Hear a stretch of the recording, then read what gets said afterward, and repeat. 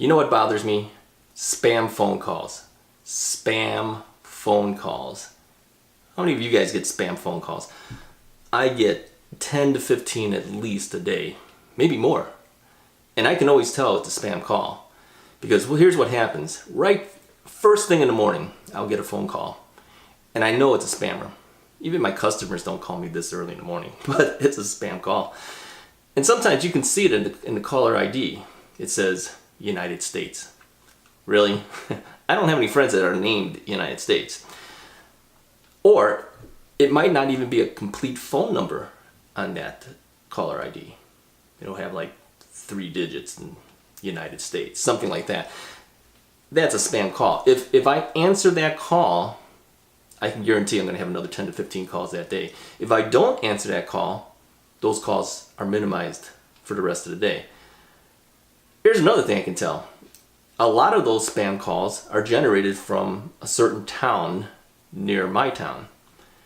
And when I see that, I immediately know it's a spam call. I've answered those calls, and when I answer it, nobody ever answers.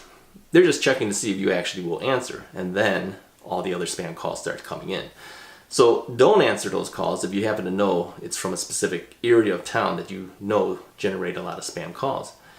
The spammers also know too that they should generate calls from other areas. From other areas, not the one that generates those calls that know that you're home. They'll start using other areas and eventually start recognizing that as well. But here's the thing with spam phone calls, okay? They'll call, and of course it's automated. A lot of them are. The first thing they usually say is, please don't hang up. Guess what I do? I hang up, okay? Here's another kind of call I can't stand. I can't stand the kind of call that basically says, we're from your local police department and we're trying to raise funds for our local ball. Yeah, right. Yeah, law enforcement doesn't have that. And they'll try to convince you, okay? And I've talked to these guys. I've actually told them, hey, I've worked in law enforcement before. I know we don't have these things. Here's what they say. Oh, well, sir, if you've worked in law enforcement, then you know how important this is to support. No. I hang up on those guys too, okay? Hang up on these people. Don't keep going on with them, okay? Robot calls are the worst.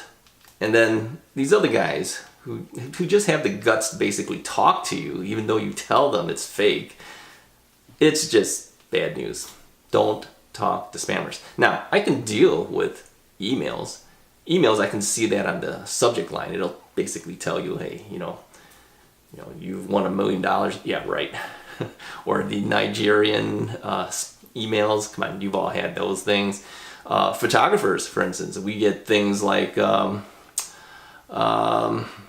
holding a reunion or some type of party, and I hope that you can do photography or video, and I hope that you can take credit cards. Yeah, right.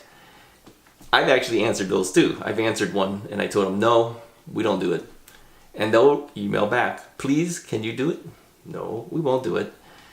Can you take credit cards? No, we won't do it. Don't answer these people. They're fake, okay? Lots of fake. Phone calls are the worst though, really. They bother you throughout the day. Emails, yeah, you can set it up so that your junk mail filter will take it. But the phone calls do come in.